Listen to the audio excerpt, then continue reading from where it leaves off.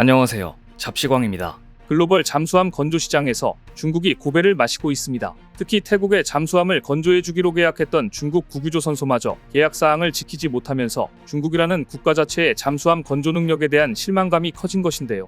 애초에 중국 국유조선소는 잠수함은 중국이 만들고 잠수함의 심장격인 엔진은 독일제 엔진을 탑재하겠다고 제시했습니다. 그런데 유럽연합의 수출 반대로 독일 측이 엔진 공급을 거부하자 난감해졌고 대안으로 중국제 엔진을 대신 장착해주겠다고 제시했습니다. 하지만 태국 정부는 강경했습니다. 애초 계약대로 중국산 잠수함에 독일제 엔진을 장착하지 못하면 계약을 파기할 수밖에 없다는 입장을 명확히 한 것입니다. 특히 태국 총리는 최근 인터뷰에서 엔진이 없는 잠수함을 들여올 필요가 있는가라며 계약이 제대로 이행되지 않으면 중국산 잠수함이 도입을 중단하겠다는 방안을 적극 검토하라고 지시해 중국의 잠수함 수출은 거의 불가능한 일이 되어버렸습니다. 센카쿠 제도에서 중국 핵잠수함이 통제불능으로 바다 위로 떠올라 굴욕을 당한 이후 중국 잠수함에 대한 신뢰가 바닥을 친 가운데 태국한테까지 하대를 당하자 중국은 연이은 굴욕에 당황한 모습입니다. 반면 중국이 주춤하자 해외 시장에서 한국산 잠수함의 독주가 시작됐습니다. 특히 한국과 일본 사이에 국가 자존심을 내건 잠수함 경쟁이 시작됐습니다. 무대는 캐나다입니다. 캐나다 순찰 잠수함 프로젝트는 캐나다 해군이 노후 잠수함 교체를 위해 추진하는 사업입니다. 캐나다는 디젤 엔진을 주 동력원으로 하는 재래식 잠수함이면서 장거리 자막 능력을 갖춘 3,000톤급 이상을 원하고 있는 것으로 알려졌는데요. 도입을 추진하는 규모는 8척에서 12척입니다. 실제 잠수함 구입 비용은 한 척당 2-3조 원가량이 될 전망이지만 여기에 유지보수 비용까지 고려하면 60조 원 규모의 사업이 될 것으로 보여 글로벌 잠수함 시장의 최대 관심사가 되고 있습니다. 캐나다는 해안선 길이가 약 20만 킬로미터로 전 세계에서 가장 긴 나라입니다. 그동안엔 미국이 태평양과 대서양 모두 방어했기 때문에 걱정이 없었지만 이제 상황이 달라졌습니다. 미국이 국방 예산을 대거 삭감한 뒤 북미 대륙을 지킬 전력이 부족해졌고 캐나다의 안보 무임승차론까지 나왔기 때문입니다. 따라서 2017년 캐나다 잠수함 프로젝트가 시작되었고 이 수주전에 뛰어든 나라는 한국 외에도 일본, 프랑스, 독일, 스웨덴, 스페인 등 6개국이었습니다. 세계대전에서 맹활약한 유보트로 유명한 독일은 2,500톤급 212CD형을 후보로 내세울 것으로 알려졌습니다. 그러나 이 모델은 아직 제대로 건조 작업도 시작하지 않았습니다. 프랑스는 기존보다 작은 배수량 3,000톤 규모의 바라쿠다급을 모델로 제시할 것으로 전해졌습니다. 그러나 프랑스는 사실 바라쿠다급 디젤 잠수함을 만든 적이 없습니다. 스웨덴은 코쿰스사의 3,000톤급 A26형 잠수함을 제시했는데 코쿰스를 새로 인수한 독일 회사가 개발 비용 분담 문제 등을 놓고 이견을 보이면서 난항에 빠졌습니다. 결국 스웨덴도 이번 수주에서 탈락할 것이 유력하다는 관측이 나옵니다. 스페인은 3,200톤급 S80형 잠수함을 제시한 것으로 알려졌는데요. 스페인은 네덜란드의 2034년부터 시작되는 네덜란드 해군의 잠수함 교체 사업 참여를 신청했지만 성능 등의 문제로 퇴짜를 맞은 것으로 전해져 더 설명이 필요 없을 듯합니다. 입찰에 뛰어든 다른 나라들의 사정이 이렇다 보니 결국 캐나다가 내건 요구 조건에 맞는 잠수함을 건조할 수 있는 후보는 한국과 일본으로 좁혀지고 있습니다. 기업 중에선 하나오션이 유력시되고 있습니다. 하나오션의 전신인 대우조선은 국내 잠수함 시장의 98%를 맡고 있습니다.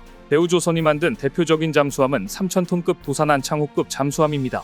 재래식 잠수함으로서는 세계에서 유일하게 잠수함 발사 탄도미사일까지 탑재하고 있는데 세계 최강 재래식 잠수함이라는 평가를 받습니다. 한국 잠수함의 경쟁 모델은 일본의 타이게이급 모델이 거론됩니다. 기술 수준은 우리와 비슷하거나 조금 앞선 걸로 평가되는데 아직까지 수출된 적은 없습니다. 이것이 일본의 가장 큰 약점입니다. 통상 잠수함 수출에는 함선 이외에도 승조원 교육과 잠수함 운용 훈련 지원 등이 패키지로 지원되기 때문에 수출 이력 자체가 큰 강점으로 작용합니다. 하나오션은 다수의 수출 경험을 보유하고 있기 때문에 입찰 과정에서 경쟁사보다 우위에 설 것으로 전망됩니다.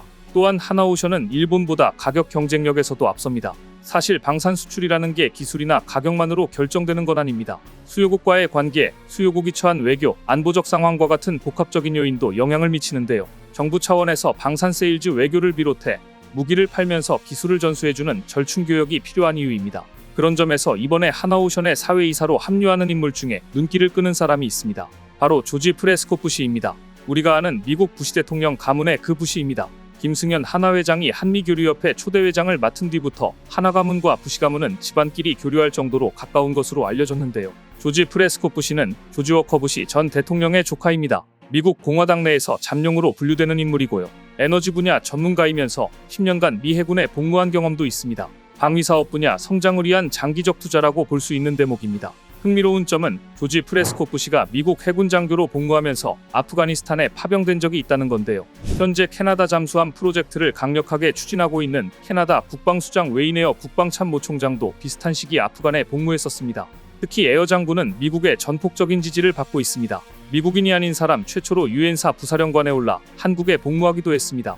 명예 평택 시민으로 예영수라는 한국 이름도 선물받았습니다. 여러모로 특별한 인연들이 얽혀있는 셈입니다. 우리 기업의 실력과 정부의 지원, 그리고 이런 특별한 인연까지 더해져서 그 어느 때보다 캐나다 잠수함 수주 가능성이 높은 것으로 기대하고 있습니다. 그런데 최근 폴란드까지 한국산 잠수함에 눈독을 들이고 있습니다. 최근 서울서 열린 아덱스 2023에서 폴란드, 필리핀, 캐나다, 인도네시아 등의 군 관계자들은 하나오션 부스를 방문해 3,000톤급 중형 잠수함인 장보고3 배치2에 높은 관심을 보였습니다. 특히 폴란드는 5조 원 규모의 사업비를 투입해 두세 척의 잠수함 도입을 추진 중이라 한국 잠수함에도 많은 관심을 보이고 있습니다. 지난달 열린 폴란드 국제방위산업전시회에서 하나오션은 폴란드 대통령에게 직접 3,000톤급 잠수함인 장보고3 배치2의 자막 능력과 다목적 수직 발사관 등 주요 기능을 설명하기도 했습니다. 이런 상황에서 저가형을 선호하다가 중국에 질려버린 동남아 국가들마저 최근 한국으로 급선회하는 분위기입니다.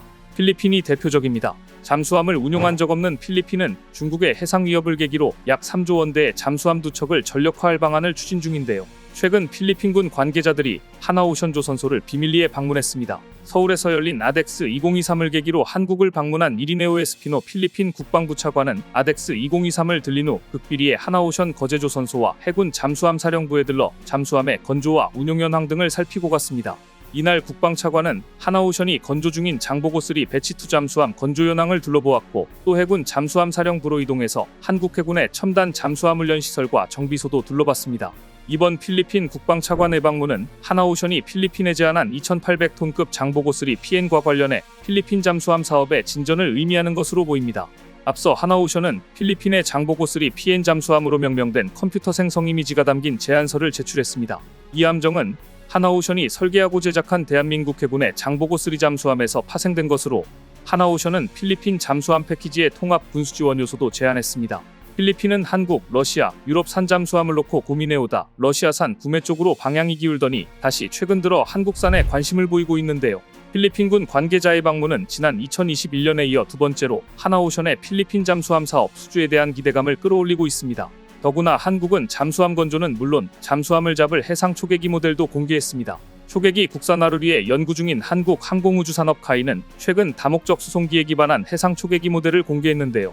카이는 국산 해상 초계기에 최신 능동 전자주사 레이더와 전자광학 감시체계, 자기이상 감시장치 등을 사용해 최대 10시간 이상 비행하며 해상 감시 임무를 맡길 예정이며 무장은 국방과학연구소가 개발하는 KF-21 탑재 장거리 공대지 미사일과 초음속 공대함 미사일 등을 운용할 예정입니다.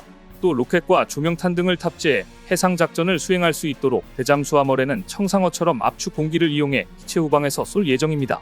이처럼 한국은 잠수함 수출은 물론 중국산 잠수함의 킬러 역시 개발을 끝내 앞으로도 중국 잠수함은 서해에서 꼬리를 내리고 다녀야 할 처지가 될 것 같습니다. 오늘 준비한 소식은 여기까지입니다. 댓글을 통한 여러분들의 많은 의견 기다리겠습니다. 시청해주셔서 감사합니다.